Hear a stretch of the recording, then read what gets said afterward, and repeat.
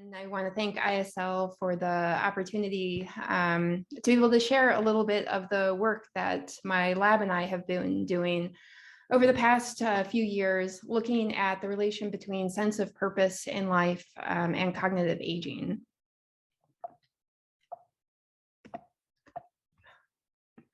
Okay. So this probably won't come as a surprise given to the audience for ISL, but when people are asked what they fear most about aging and getting older, developing Alzheimer's disease or dementia or some sort of cognitive impairment is always really high on that list of fears. And this is rooted somewhat in a stereotype of aging that getting older is all about loss. So there is that stereotype, but there is also some truth to it. The Alzheimer's Association estimates that 1 in 3 older adults will die with Alzheimer's disease or related dementia. And actually, just yesterday, I saw there was a paper that came out of the University of Michigan that estimated that among Medicare recipients, the rate is more about 1 in 2 than 1 in 3. So obviously, a very prevalent disease at the end of life. And people with dementia need a lot of care, and that care usually falls to family members or other loved ones, which can create significant emotional and financial burden on the patient with dementia and their families. And yet, despite this fear and this prevalence and this burden, people are pretty optimistic. When they're asked whether it is possible to improve or maintain cognitive skills with age, more than 90% of people say that yes, it is. And further, when they're asked what can they do to maintain their cognition, the most common response is to have a purpose in life. A full 97% of people say that it is either very important or somewhat important to have a purpose in life to maintain cognitive function with age. Now, these are lay beliefs. These are what the general public thinks. And we know that lay beliefs are not always rooted in reality. But this is an empirical question. We can ask, to what extent does having a purpose in life protect against risk of dementia or cognitive impairment in older adulthood? And so to address this issue, we did a meta-analysis that included a review of the published literature and some analysis of new data sets to address this question. And what we found is that having a greater sense of purpose in life was in fact protective against developing dementia over time in older adulthood, with findings that were very consistent across studies, indicating that there is a replicable association between having a greater sense of purpose in life and a lower risk of developing dementia over time. So at this point, you might be wondering what I mean by having a purpose in life. And the concept of purpose in life goes back to the writings of the ancient Greeks and the ancient Chinese, and probably every ancient civilization in between. But in modern psychology, it is considered an aspect of psychological well-being, particularly a component of meaning in life. And it is generally defined as the feeling that one's life is goal-oriented and has a sense of direction. Now, there are a number of reasons why I particularly like this concept as a construct. And one is that what gives purpose is personal. So for some people, it might be helping others or providing care to other people. For some people, it might be creative pursuits. And for others, it could be achievement in both at work or at school, or in any number of other domains, but it's specific to the individual. And also that it includes little things as well as big things. often when we think about, grand purposes in life, like working to find a cure for cancer or ending world hunger, which are all great things to strive for. But it doesn't have to be things that are that big. It can be little everyday strivings too. Things such as helping out a neighbor or gardening to improve one's house. So these little things can be purposeful and meaningful as well as bigger things. And finally, when we look at sense of purpose, we are measuring the sense of that somebody feels purposeful rather than what actually gives somebody purpose. In this way, we're not passing a value judgment on what is purposeful or not. It's up to the individual to say whether they feel that their life has purpose rather than our belief in what should be or should not be purposeful.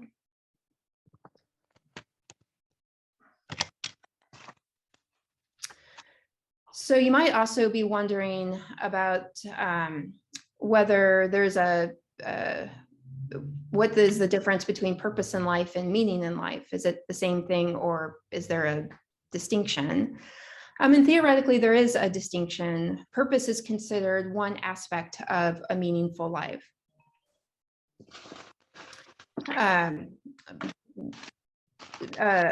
Meaning in life is a broader level construct that includes feeling that one's life is coherent and significant as well as purposeful.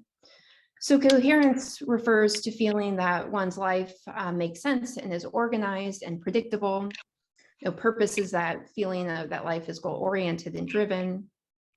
And significance is the feeling that one life has inherent value and it's a life worth living. So these are theoretical distinctions that can be made. However, when people are filling out questionnaires, there doesn't seem to be that people are really making this distinction between having a purposeful life and a meaningful life, that they're really using them interchangeably. And I've said that in papers, and I've had reviewers scream at me about it, that no, they're really different, and people are making those differences. And yet, when we specifically compare purpose versus meaning, we tend to find that there's no differences between them in terms of their correlates. And then, interestingly, a couple of years ago, there was a paper that came out from a group that validated a measure of meaning and purpose for the NIH Promise toolkit. And a lot of the big names in meaning and purpose were part of this working group. And in the end, the items that measure meaning and purpose were essentially the same. And looking at the 4 items that they selected for the short form of the scale, one item is I have my life has meaning, and a second item is my life has purpose. And so this kind of shows again that there is not much of an empirical distinction that that participants are making when they report on their feelings of purpose.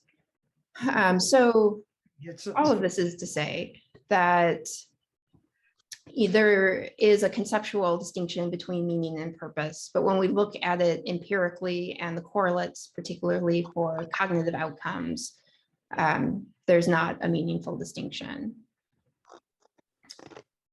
Okay, but let's move on to some more interesting things. How purpose is related to cognitive health. And there is a lot of information on the screen, and I don't expect you to take it all in. But the point is to show that having a greater feeling of purpose in life is associated with better outcomes across the spectrum of dementia risk, starting with midlife health and risk factors that start to emerge in middle adulthood, all the way through to the to the end of life and even after the diagnosis of dementia to better outcomes. And now I will give you an example of these associations within each of these domains. I'll start with behavioral outcomes with behavioral risk factors. And so there have been many studies that have looked at the relation between purpose in life and engagement in physical activities. And there is very consistent evidence that people who feel that their life has a sense of purpose engage in more physical activity, more exercise, more moderate to vigorous physical activity. And it's an association that is well replicated.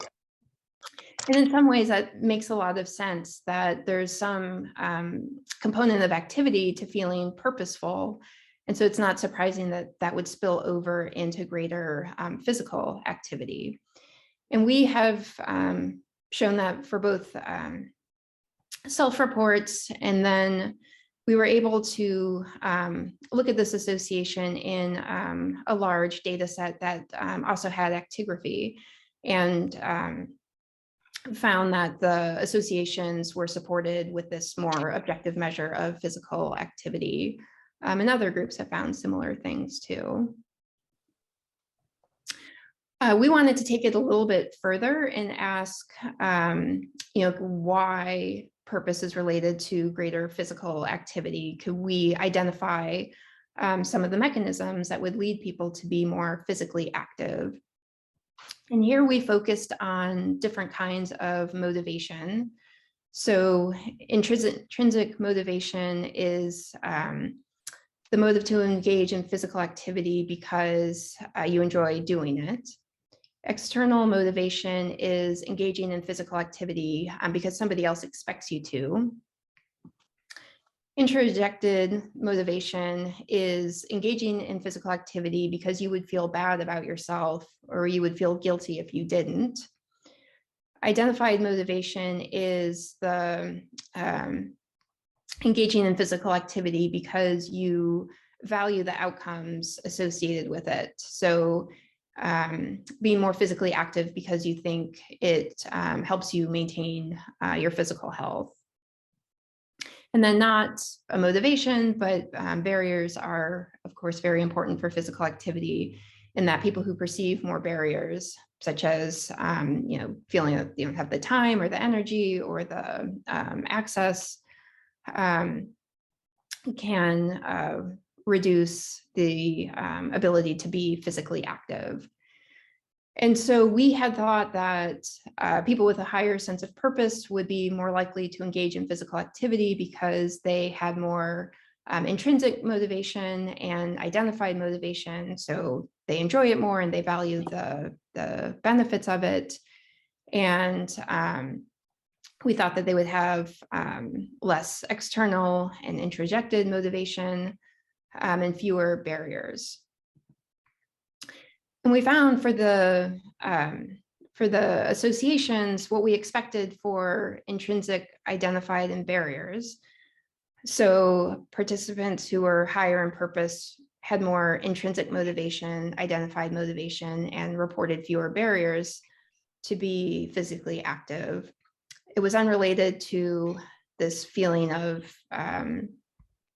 that one would feel bad if they didn't do it.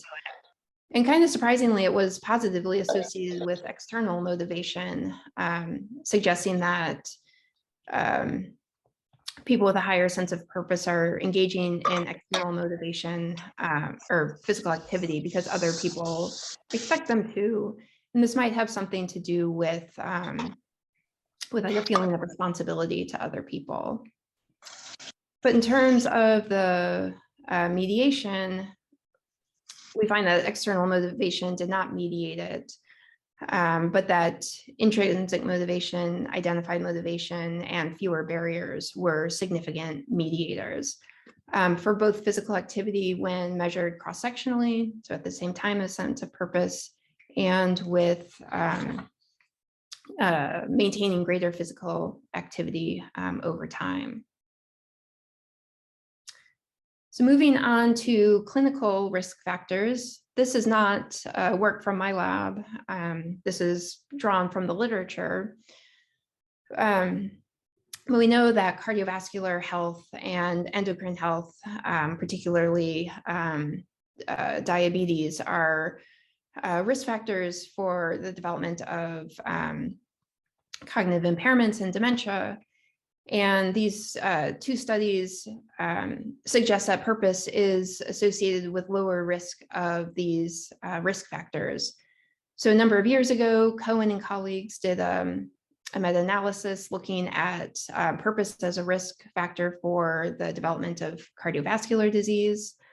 And they found purpose to be protective. And likewise, Hayfus and colleagues did a study looking at risk of developing abnormal glucose over 4 years, and again found that higher purpose was protective.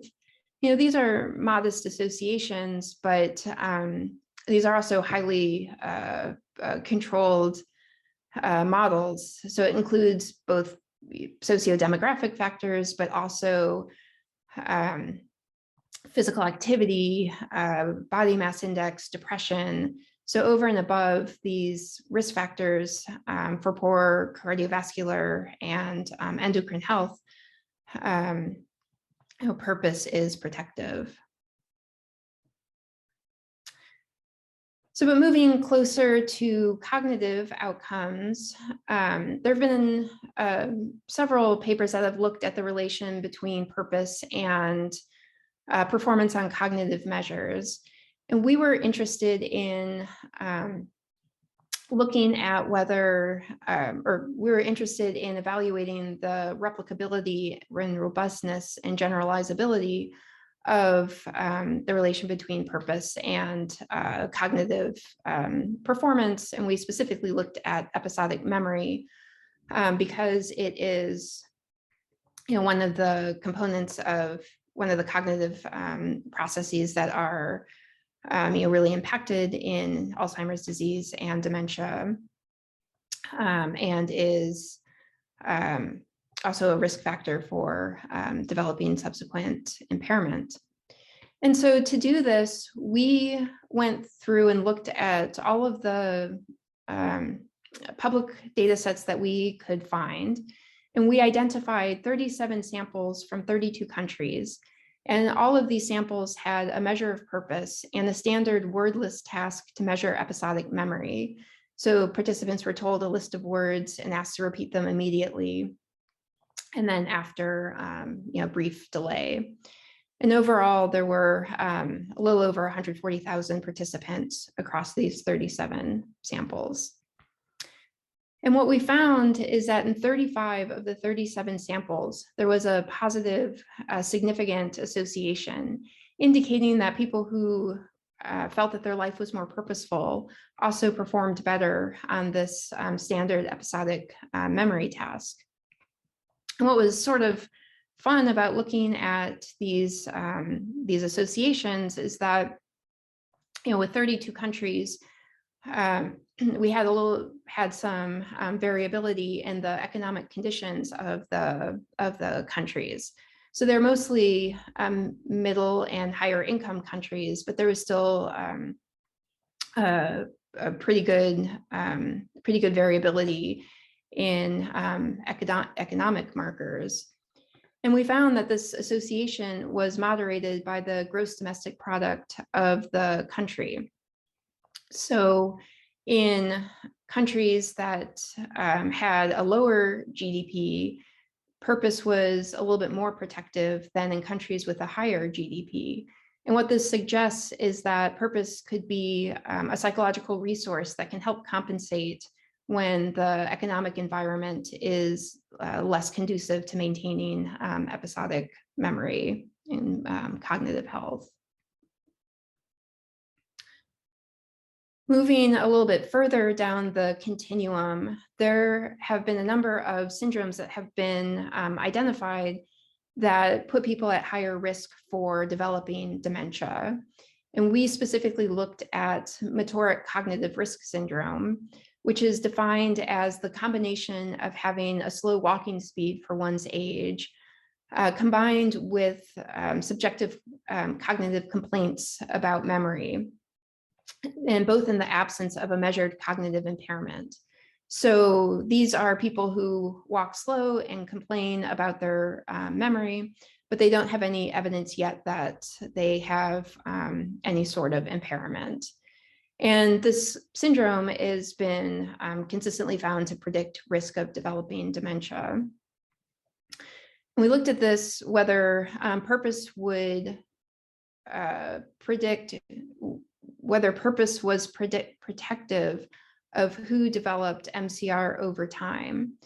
And so we used data from the health and retirement study and found that among participants who did not have MCR at baseline, purpose was protective against developing it over 10 years. And we further found a similar association. We were able to replicate it using an independent data set, the National Health and Aging Trends Study, indicating that there's a replicable protective effect of purpose on the development of a risk marker of dementia. But unfortunately, even among people who are healthy and maintain their, who are able to maintain their health, some people, even with the best characteristics, will still develop dementia. And so we were wondering whether purpose would be protective even after dementia onset, specifically in terms of behavioral and psychological symptoms of dementia. So BPSD are symptoms that are non-cognitive, but are common in dementia. So these include things like changes in motor function, circadian rhythms, and eating behavior. So like, for example, wandering or difficulty sleeping or changes in appetite. Psychological symptoms are things like depression and apathy, and perceptual symptoms are symptoms like hallucinations. And these are pretty common in dementia. The prevalence is estimated to be about 50%. And these can be particularly burdensome, both to the individual and to families who are taking care of people with dementia. And it is a significant predictor of who will become institutionalized or be put on antipsychotics. And because of the kind of unique structure of the health and retirement study, we were able to look at purpose in life and the prevalence or the association with BPSD at the end of life. And so we used the self-reported purpose in life in the health and retirement study. And over about 10 years, a number of participants in HRS passed away. And one feature of HRS is that when a participant dies, they have an exit interview with somebody close to the participant. So it's usually a spouse or an adult child or some other family member. And in the exit interview, they ask about a number of different things, including behavioral and psychological symptoms in the last year of life. And so we were able to combine the self-reported data and information on these symptoms of dementia on participants who had evidence of a cognitive impairment at the end of life. And much like the other factors, we found that a greater sense of purpose was associated with having fewer behavioral and psychological symptoms of dementia as reported by a knowledgeable informant at the end of life. In terms of specific symptoms, it seemed to be the most protective against psychological symptoms, but it was also related to fewer overall symptoms, suggesting that other than the psychological symptoms, it's not necessarily specific to a specific type of symptom, but rather it's protective overall.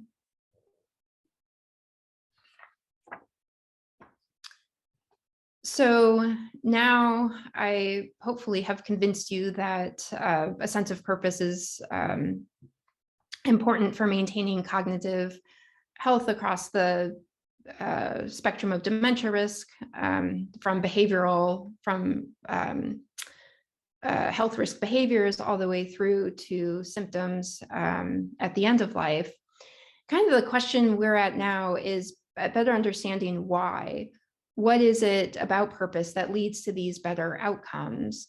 And it's certainly in part due to behavioral and clinical risk factors. So typical models looking at health outcomes to have pathways through both behavior and clinical risk. And if I go back to this meta-analysis that we did on purpose and dementia, this is what I showed you at the beginning. When we control for those common behavioral and clinical risk factors, we were able to do that in most of the studies that we did the analysis on and from the published literature. And when we control for those factors, the association is still significant and does not account for much of the association, suggesting that there are other important factors that are likely to be pathways between cognition or between purpose and cognitive health.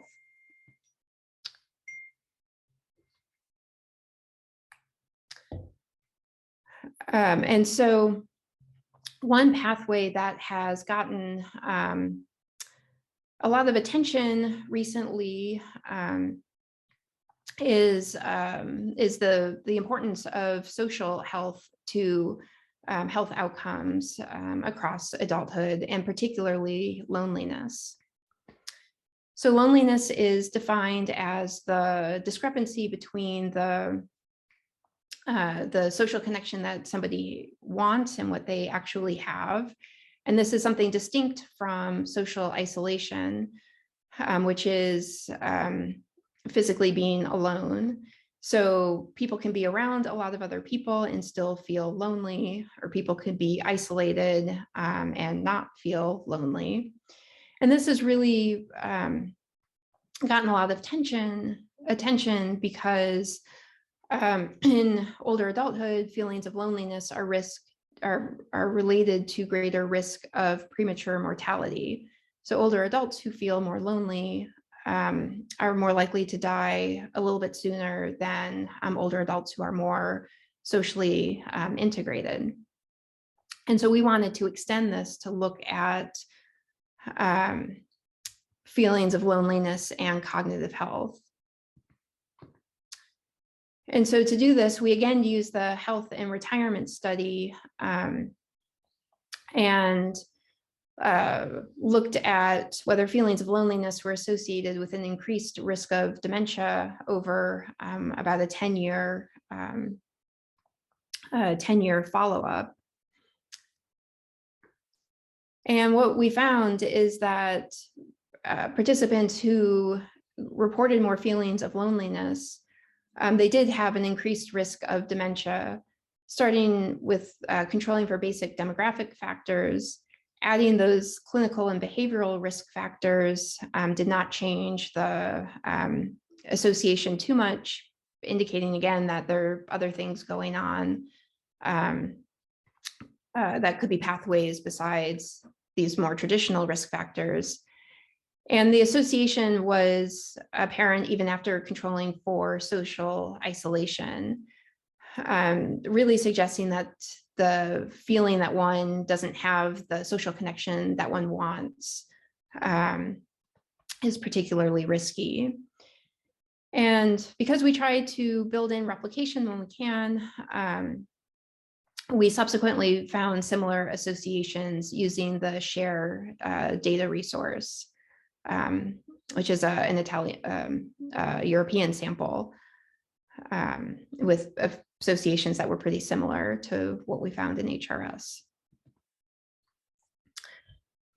So that suggests that the pathway from loneliness to dementia.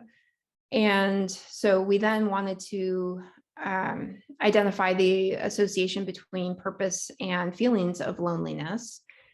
And we again went and looked for samples that had a measure of purpose and loneliness. And we identified 36 samples from 32 countries that had both of these measures collected at the same time for an overall sample of about 135,000 participants. And what we found is that in 36 of the 36 samples, there was a significant negative association, indicating that people who feel a greater sense of purpose have fewer feelings of loneliness. That shows what the association is when measured at the same time. But we were particularly interested in whether purpose could be a protective factor against developing new feelings of loneliness over time. And of those samples, 28 of them had longitudinal data on loneliness that ranged from about 6 weeks to about 15 years. And for this analysis, we selected participants who reported that they were not feeling any loneliness at the baseline assessment, so the same time that they reported on their purpose. And we used purpose to predict who would subsequently report loneliness over these follow-ups. And we found that in 24 of the 28 samples, purpose was protective. So people who had greater feelings of purpose were less likely to develop new feelings of loneliness over time spans that ranged from 6 weeks to 15 years. What's sort of interesting is that among these samples, 2 of them had purpose and loneliness measured prior to the pandemic and loneliness measured during the pandemic. And so, there's been a lot of interest in loneliness during the pandemic and whether it increased or not. Regardless of whether it increased at the population level, there were certainly a lot of individual differences in who became lonely or not. And these data suggest that people who had a greater sense of purpose were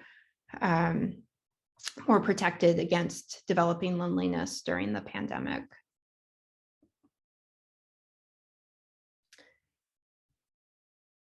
So we are trying to build a more comprehensive model of purpose and cognitive health that encompasses more pathways, because these traditional behavioral and clinical risk factors are not, don't account for all of the reasons why purpose supports cognitive health.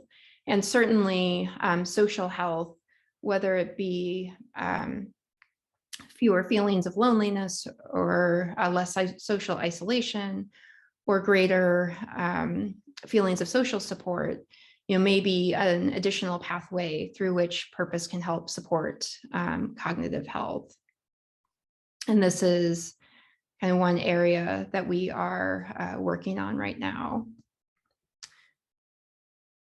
But in addition to that, there are likely to be many other mechanisms too. And one thing that we've gotten particularly interested in lately is this idea of engagement. And we know that people who are more engaged have better cognitive outcomes. And engagement seems to be a core component of a sense of purpose. And so we were recently awarded an R01 from the National Institute on Aging to kind of unpack these this idea of engagement and purpose and cognitive health. So we want to move beyond these kind of broad measures of engagement to look at what's going on in everyday life. What are people who are higher in purpose doing in their day-to-day life that's helping to support their cognitive function? And in that, we identified 4 different types of engagement that we hypothesize is important for cognitive health, based in part on the literature on engagement and cognitive health. And so those areas are effective engagement, or so how much positive and negative emotion people feel, behavioral engagement, which is things like persistence and effort and determination. Cognitive engagement is how much attention people pay and their focus and concentration. And finally, relational engagement is how connected and satisfied they are in their relationships. And so we are going to measure these different forms of engagement using an ecological momentary assessment framework, where participants are going to be asked to report on these various levels of engagement and their feelings of purpose in life at multiple times throughout the day. So we can look at how purpose promotes these different forms of engagement, how these different forms of engagement may then feed back onto feelings of purpose, and how this process plays out in terms of cognitive outcomes, including cognition measured in the moment at the same time as engagement, cognition measured as variability, with the idea that people who are more variable in their cognitive function have a greater risk of developing impairment over time. We're going to look at subjective cognitive impairment, which is feeling that one's cognition is declining in the absence of an objective impairment. And also more mild impairments that are not yet dementia. So we're going to be able to kind of look at these bidirectional associations and kind of flesh out these pathways more, with the idea that we can identify more targeted points of intervention to improve cognitive outcomes. So with that, I can sum up. So this line of work shows that a greater sense of purpose helps support cognitive health across the spectrum of dementia risk, at least from middle adulthood all the way through to outcomes after a diagnosis of dementia. And this pathway is likely mediated through many mechanisms. And identifying more mechanisms will hopefully support intervention development. And this work suggests that a sense of purpose helps to cultivate connection, at least in terms of feeling socially connected, specifically fewer feelings of loneliness. And this greater sense of connection supports healthier cognitive outcomes. And I didn't really mention this, but usually when we test these associations, we also test whether the associations are similar across age, across sex, race, ethnicity, education. And with few exceptions, we find that generally the associations are similar, suggesting broad protective effects of purpose, and also broad harmful effects of loneliness. And all of this suggests that a sense of purpose may be a promising targeted intervention. And in fact, there is evidence that there are interventions that increase feelings of a sense of purpose. And this has primarily been done in the among cancer survivors. But the mechanisms of the interventions are likely to be generalizable to other populations, which is really exciting that there are already interventions out there that are effective for increasing a sense of purpose. The next question is whether, if we can intervene to increase purpose, does that then lead to healthier aging, cognitive aging outcomes, which is sort of the direction that we are interested in pursuing. So with that, I would like to thank all the people that I work with in my lab, both my collaborators and my staff. Without them, this work would not happen. And also a thank you to the National Institute on Aging, who has supported all of this work.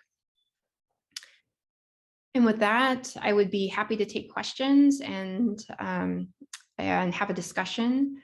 I wanted to end a little bit early to be able to have a discussion because usually people are usually very interested in purpose in life, and I'm hoping that that as I talked, that people might have thought of intersections with their own work. So I'm always looking for collaborators and more opportunities to develop this line of research.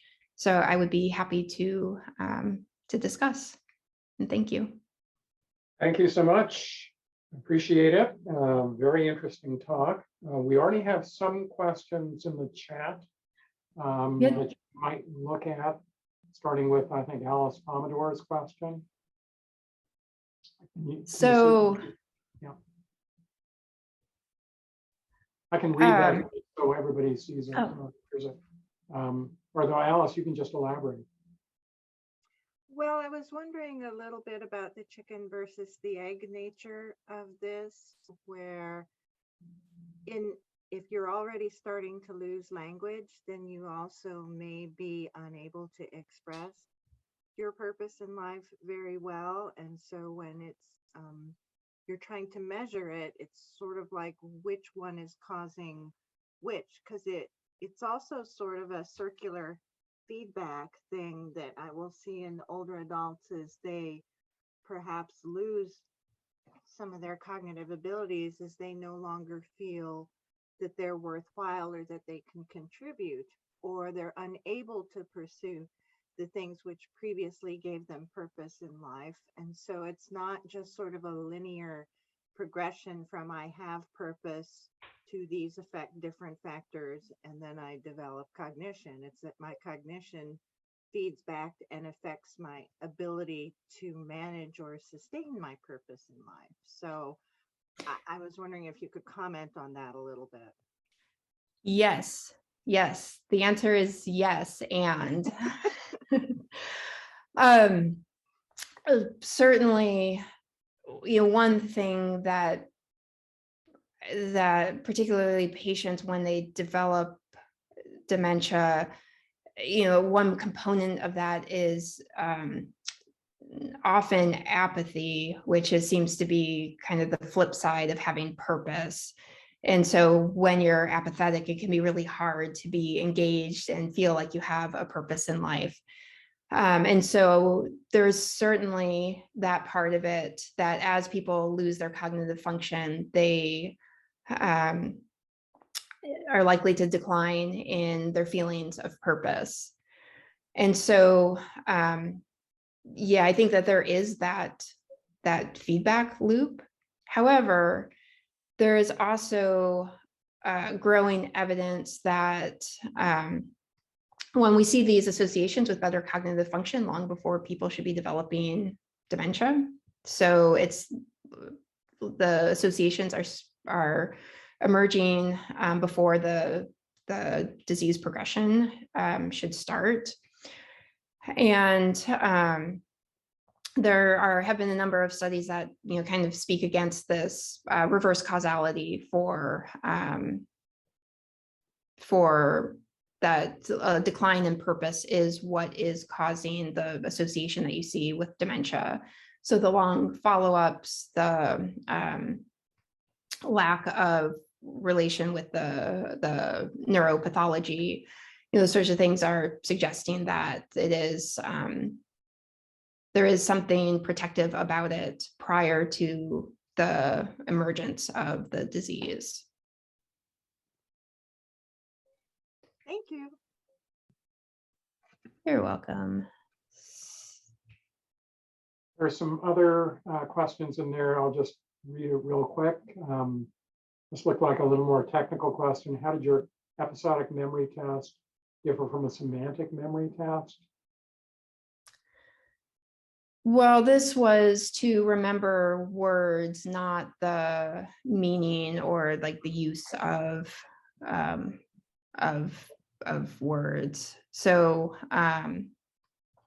it's is a standard episodic task. Okay, thanks. Charles Conway had asked, how is, it's a little bit off topic, but relevant. How has cognitive decline changed as a result of or coincident to the COVID isolation?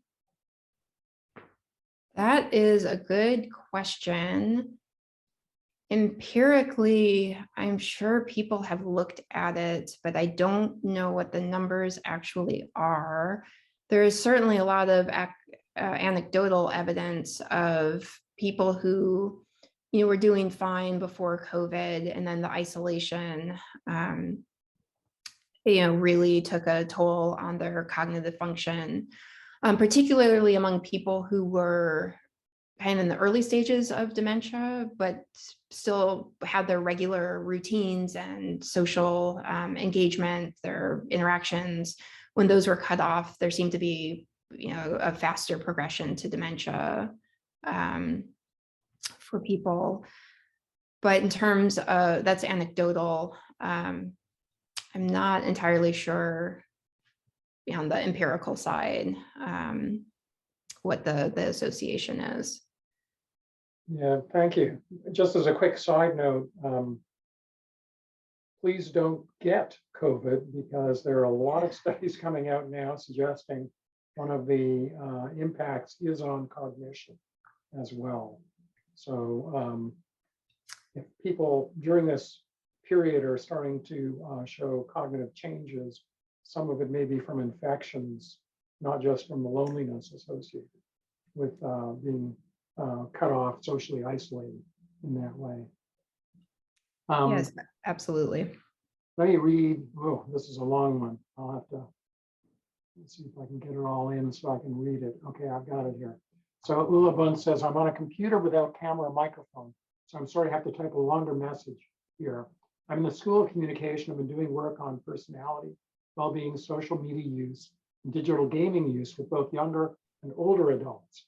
I'm curious whether you've looked at or are interested in looking at social media use for the connectedness component you talked about.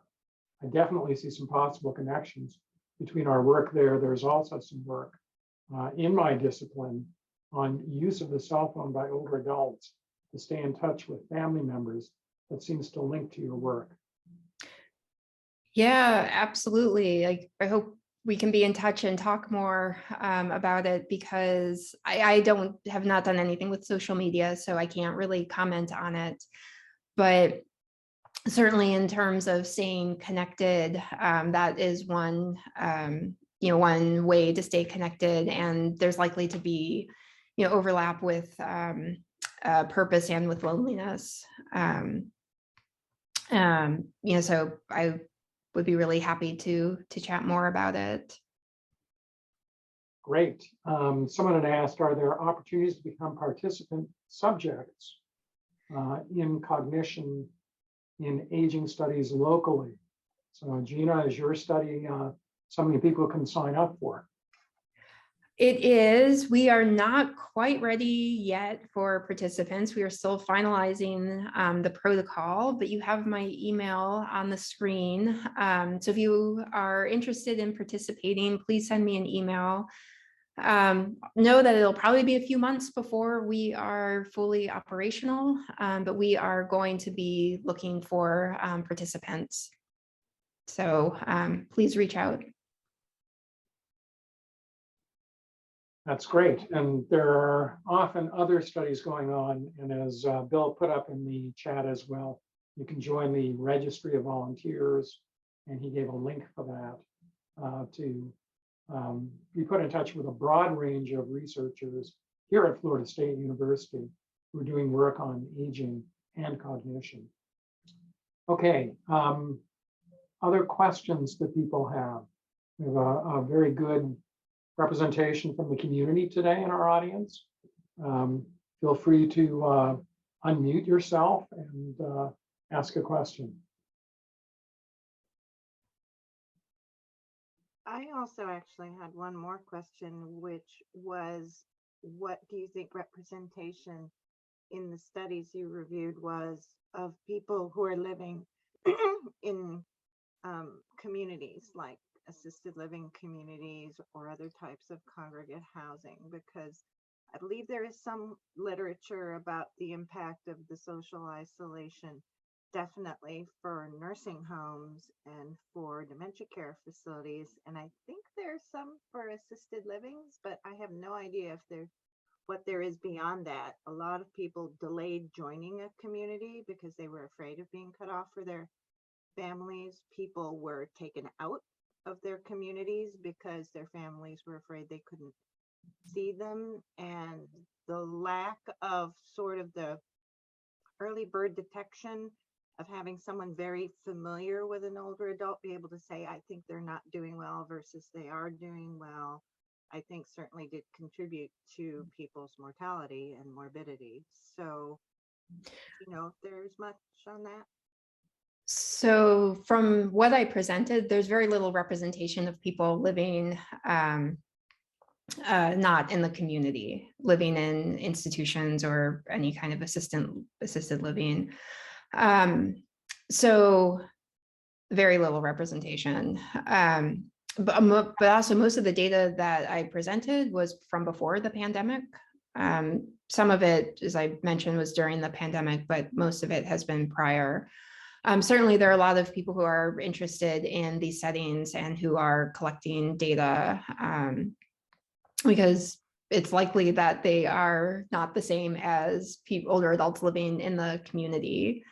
But right now, I don't know much about that literature, particularly how purpose is playing out in those sorts of settings. It'd be, I think, really an important population to look at, particularly in terms of how can we, help cultivate purpose for better outcomes, which might look differently, in an assisted living facility or a nursing home compared to living in the community. Other It questions? seems to be a very vulnerable population for a target. So thank you. Yeah, No. I have a question. Great. Gina, can you maybe just stop sharing your screen so we can see sure. people better? Thanks. Great talk, Angelina. Thank you for your talk. I have a very basic and maybe like a silly question.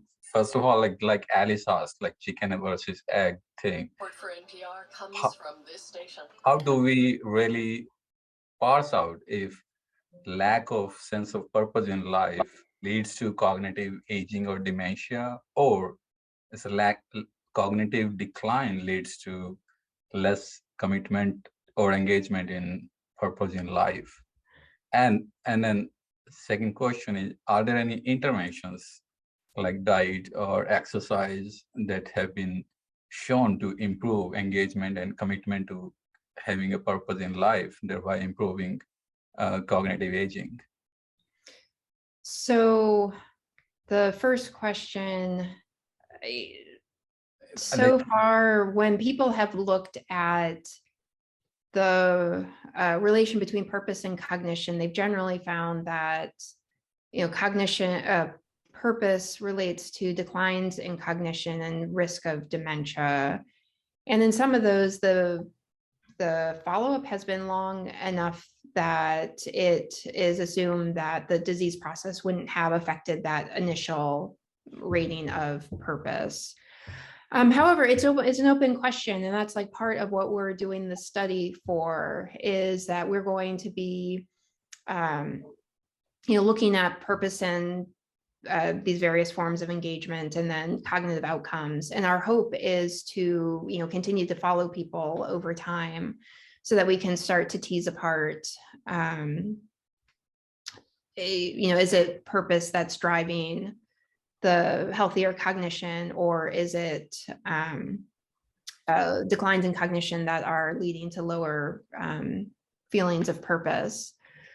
One also reason that I'm like optimistic about the role of purpose is that, starting in young adulthood, it's related to better outcomes. And so, feeling purposeful, if it leads to more physical activity, then that's going to, set the body up to be able to withstand, the pressures of aging better, as people get older. But, it's an open question that, I think, like, in part, thinking about the experimental nature, like how can we test interventions that will be kind of a strong piece of evidence to say, okay, well, if we increase purpose, then it leads to better cognitive function, which at the moment, there's no evidence either way.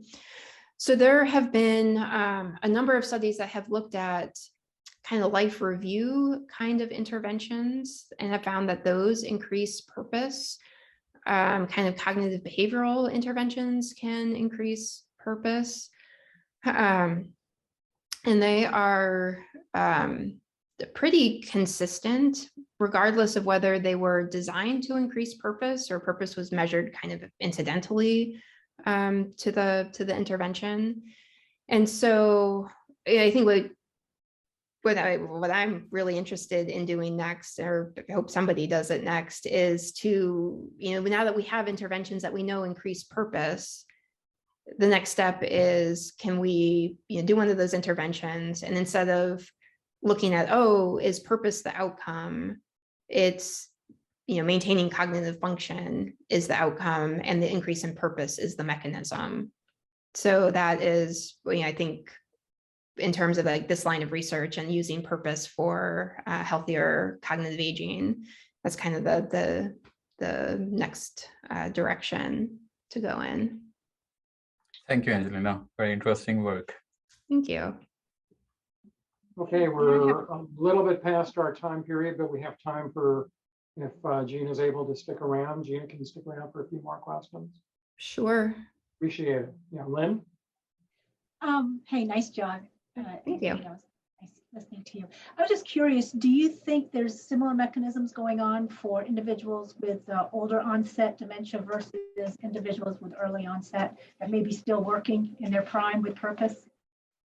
Oh, that's a good question. I think that maybe it's more older onset, because I think there's the earlier onset is probably more driven by genetics, and there's kind of less opportunity for purpose to be protective.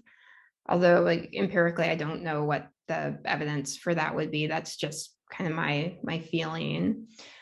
But at the same time, this is also like kind of my feeling that purpose is broadly protective, in that even with earlier onset, if purpose turns out to be protective, maybe it can help people maintain what function they have for longer, and also reduce the prevalence of behavioral and psychological symptoms.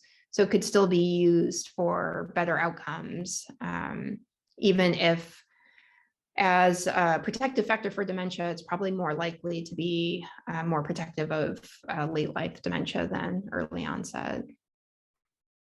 Thanks. Mm-hmm. I have a question. I'm just kind of curious. ultimately, when we're talking about cognition, we're talking about kind of brain integrity, brain function. Has anybody looked even earlier in life at people, the extent of people's sense of purpose and brain integrity, or other measures of brain efficiency?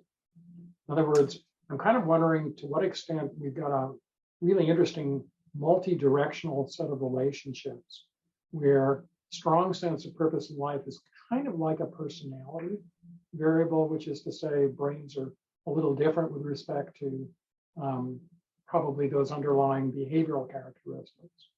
And to what extent purpose in life, as you're pointing out with some of the other mediation models that you've looked at, is mediating perhaps in part by getting you to be more physically active, which we know is neuroprotective, for instance. So has anybody looked at purpose in life that way? Whether or not you can track it down to different kind of cortical integrity? That is a great question that I don't know the answer to. Certainly, like looking at, there have been studies looking at neuropathology at the end of life, which is not what you're asking about.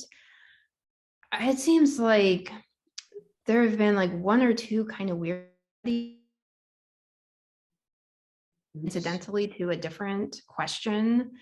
But in terms of kind of like the broad, like neural correlates of it, particularly like in young adulthood or, transitioning to middle adulthood. If there are studies out there, which there probably are, I am not aware of them. Yeah, I mean, I wasn't immediately aware of anything in that area too, but I don't look much at purpose in life literature except incidentally. That's an interesting question. Any others? If not, we are all very grateful for Dr. Sutin to share her time with us this afternoon. Appreciate it. Really great audience turnout today. And thank you again for sharing your research with us today. Well, thank you for the opportunity. I was happy to talk about it. And if anybody has any questions or anything, you can feel free to email me. Thanks again. Bye for now. Bye.